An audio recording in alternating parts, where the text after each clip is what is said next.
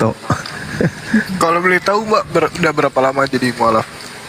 Sebenarnya Kojio itu hampir sama kayak aku sih, maksudnya kita karena aku terikut suami, ya kan, bagaimanapun kan gitu seperti itu kan. Saya juga dari keluarga pelayanan, bapak saya pendeta, abang saya pelayanan ke 5 benua untuk menyebarkan itu gitu. Jadi sulit untuk saya sebenarnya waktu itu untuk pindah ke Islam, tapi karena pernikahan saya pindah seperti Kojio tadilah gitu. Cuman ada beberapa hal poin penting menurut saya benang merah. Jadi kepindahan saya bukan karena saya mengetahui Islam itu bagaimana, tapi justru karena Alkitab itu sendiri yang akhirnya saya fix saya pindah gitu. Seperti kayak Taurat kan, pertama akulah Tuhan Allahmu, tidak ada Allah lain kecuali akulah yang pertama dan terakhir. Akulah Alfa dan Omega, aku yang pertama dan terakhir. Tidak ada yang sebelum aku dan tidak ada yang sesudah aku. Itu jelas. Itu Alkitab sendiri yang mengangkat itu. Jadi saya bilang, gimana nih saya menyembah seseorang yang tidak mau disembah sebagai Tuhan gitu, ini gimana gitu konsepnya. Masya Allah. Terus tapi akhirnya yang saya pikir gini, aduh saya minta maaf ya teman-teman muslim, saya minta maaf, saya berpikir gini, saya datang dari keluarga Kristen yang pintar sekali menurut saya. Kayak tadi kalian beranggapan bahwa Kojio itu pindah karena dia pintar. Ya, teman-teman Kristen kurang pintar apa gitu, akhirnya saya cari di Al-Quran, saya gini, ya Allah mungkin bahasa Arabnya saya belum bisa, tapi izinkan saya mengkaji tentang apa yang Engkau inginkan saya mengetahui. Allah izinkan saya supaya saya bisa paling tidak mengajak saudara saya gitu kan, bagaimana saya gitu. Tapi akhirnya justru di sana saya menemukan ayat yang minta maaf saya bingung. Begitu saya baca dan saya tutup, saya gini, loh kok saya tutup gitu. Saya mau tahu di mana, saya lupa dan nggak bisa dibuka, nggak tahu di mana gitu. Pernyataannya seperti ini, tidak ada satu mata pun yang akan terbuka jika bukan saya yang membukanya. Dari situ akhirnya saya berpikir, itulah hak otoritas Allah untuk menentukan tentang bagaimana. Jadi bukan karena seorang yang pintar, bukan hanya karena pintar dan hebat saja, tapi siapa yang Allah perkenankan untuk kita ada di Muslim itu adalah umat-umat pilihan. Itu kalau menurut aku. Mantap. Gitu ya, benar kan, kita akuin kan, nggak hanya kita loh yang orang hebat. Kristen kurang hebat apa, mereka tuh background mereka sangat luar biasa. Tapi kenapa Allah nggak izinkan mereka untuk punya logika seperti yang kita punya? Karena kita adalah umat-umat pilihan yang Allah tentukan untuk kita dapat. Itu dia. Sebelum Mbak Nyuma menanggapi, tahun berapa Mbak? Saya nikah, anak saya 13, ya kurang lebih 13 tahun yang lalu lah, kurang lebih. Masya Allah. Mohon maaf ya, saya nggak bisa pakai dalil seperti yang kalian biasa angkat karena saya nggak mencatat secara khusus di kepala saya ini. Tapi saya rasa tuh ayat-ayat yang tidak terselubung lah di Alkitab untuk diungkapkan itu ayat-ayat umum yang kalian semua seorang Kristen sebenarnya tahu ayat itu. Cuman kenapa kalian nggak terbelesir untuk berpikir ke arah sana atau hati? Mbak izin Mbak, kan kalau nggak salah tadi keluarga itu pendeta Yes. Kristen yang mantap lah begitu ya. Betul. Waktu itu nggak mendapat perlawanan dari keluarga. Itu yang bikin saya takut pindah.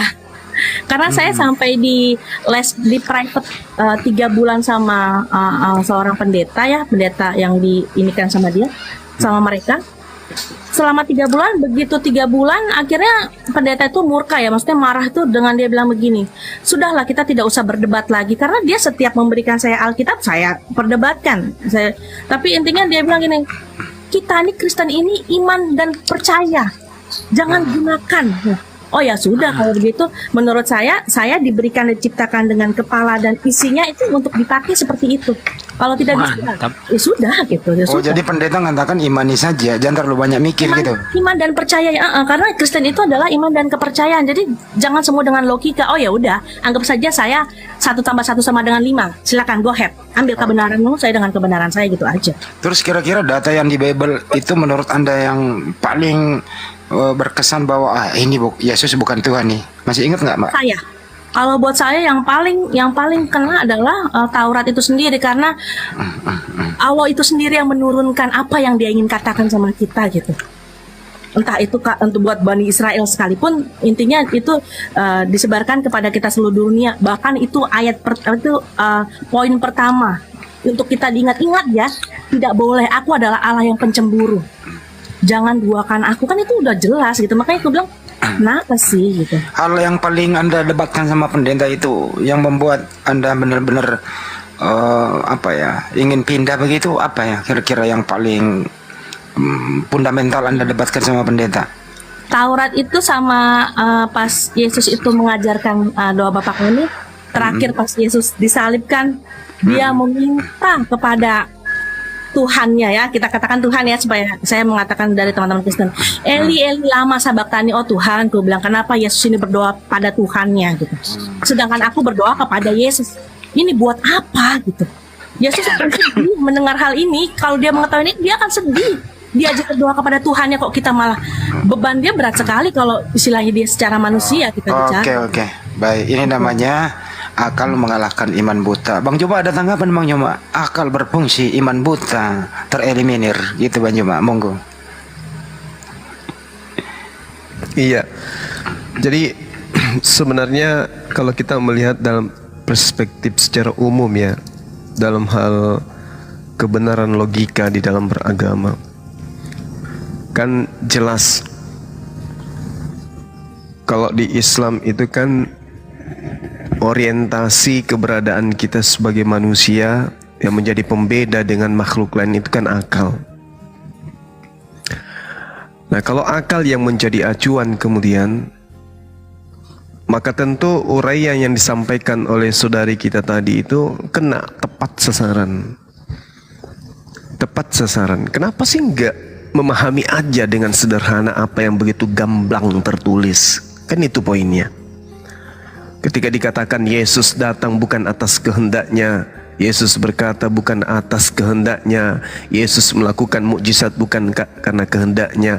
Bahkan Yesus bersaksi bahwa semua yang dilakukan, mukjizat yang dia lakukan, itu semua membuktikan bahwa dirinya utusan Tuhan.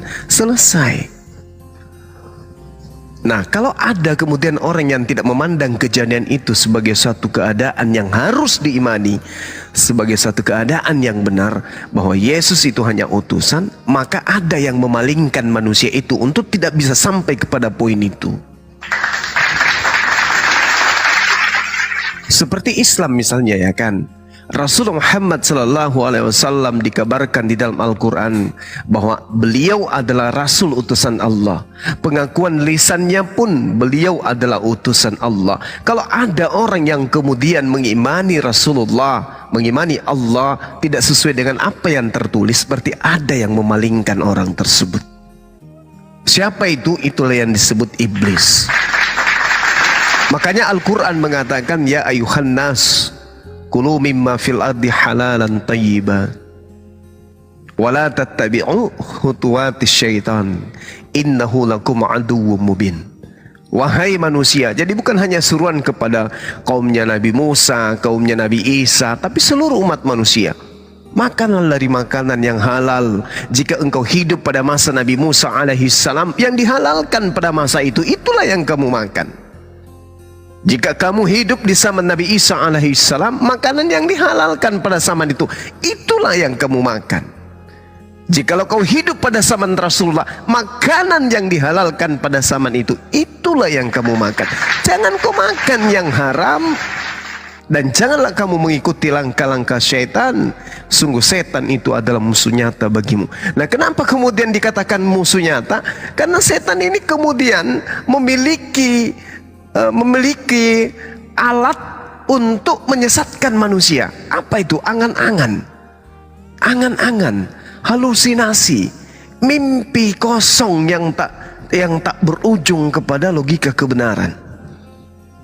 Makanya dikatakan kemudian innama ya'murukum bis-su' wal fahsya wa an taqulu 'alallahi ma la ta'lamun.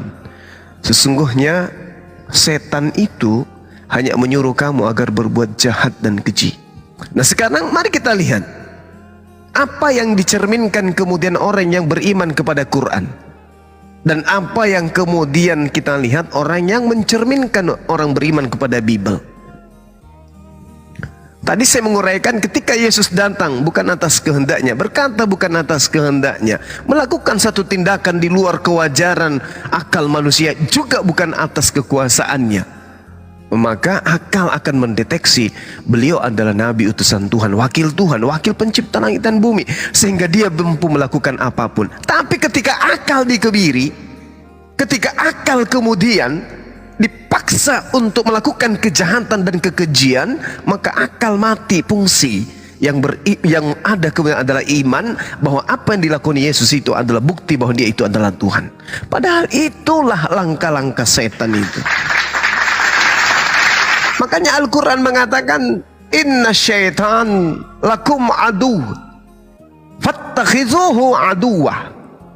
Ini yang Al-Quran jelaskan. Innama yad'u hisbahu liyakunu min ashabis sa'ir. Sungguh setan itu musuh bagimu. Nah coba, bagaimana cara setan itu bekerja? Ngeri coy, akal dimatikan. Cara setan itu begitu. Jadi akal kemudian dimatikan, kemudian angan-angan itu dibangkitkan. Hayalan, asumsi, duga-menduga tentang keselamatan itu akan dibangkitkan. Sama seperti ketika iblis datang kepada Adam alaihissalam, lalu kemudian datang kepada istrinya. Apa yang dijanjikan? Sesuatu yang enak, sesuatu yang nikmat, janji-janji palsu. Begitu juga terhadap keturunan Nabi Adam alaihissalam, selalu dijanji keselamatan. Tapi sayangnya pola keselamatan itu tidak berkesesuaian dengan pondasi awalnya. Makanya Al-Quran setelah itu semua terjadi, Al-Quran kemudian datang meluruskan, inna syaitan lakum adu fattakhizuh aduwah. Sungguh setan itu musuh bagimu, maka perlakukanlah ia sebagai musuh. Karena sesungguhnya setan itu hanyalah mengajak kepada golongannya agar mereka menjadi penghuni neraka yang menyala-nyala. Innama yad'u hisbahu liyakunu min ashabis sa'ir. Ini jelas ini. Makanya umat Islam itu susah kemudian menerima pengajaran-pengajaran yang datang di luar dari Islam yang tidak rasional. Karena itu tadi, bahwa konsep di dalam Islam itu ya harus berdasar kepada akal dan wahyu. Kalau akal sudah dibawa, lalu kemudian dalil lebih di atas, maka akal itu akan dipaksa untuk ikut alur daripada dalil. Contoh, Yesus itu adalah Tuhan. Dia memang betul 100% manusia, tetapi 100% juga Tuhan. Ini dalil. Akal kemana? Pada saat dalil lebih tinggi, akal akan mengikut. Maka muncul kemudian ilmu asumsi, cocokologi, akal-akalan.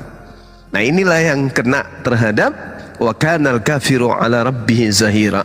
Dan adalah orang-orang kafir itu penolong setan di dalam durhaka kepada Tuhan. Kenapa? Dalil yang mereka buat menjadikan akal mereka harus terpatron ikut kepada apa yang dalil inginkan. Jadi kalau diajarkan, kamu tidak paham, kenapa kamu tidak punya Roh Kudus? Nah itu selalu kayak gitu poinnya. Begitu Bang Hadi.